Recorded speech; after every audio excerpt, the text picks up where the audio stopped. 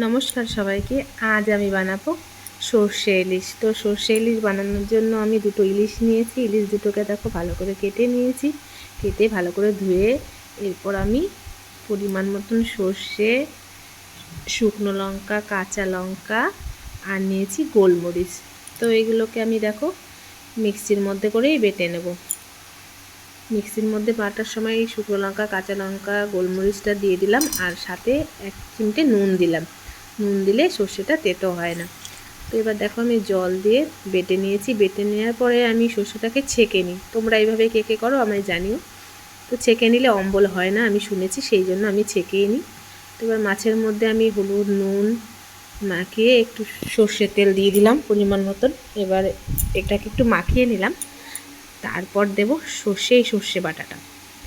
সর্ষে বাটাটা দিয়েও আমি একটু ভালো করে মাখিয়ে নেব। আর দিয়েছি দেখো পরিমাণ মতন জিরের গুঁড়ো।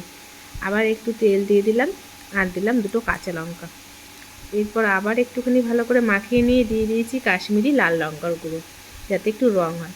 এরপর দেখো একটা কড়াইতে জল বসিয়ে একটা স্ট্যান্ড দিয়ে দিয়েছি। এর মধ্যে আমি টিফিন কারিটার মধ্যে মাছটা বসিয়ে দিলাম আর একটা বড় গামলা দিয়ে চাপা দিয়ে দিয়েছি। ভালো করে চাপা দিয়ে দেখো আমার মাছটা রেডি হয়ে গেছে। তোমরা তাও দেখো আমার মাছটা কেমন রান্না হয়েছে। খুবই সুন্দর হয়েছে দেখতে আর খেতেও খুব ভালো হয়েছে। টাটা।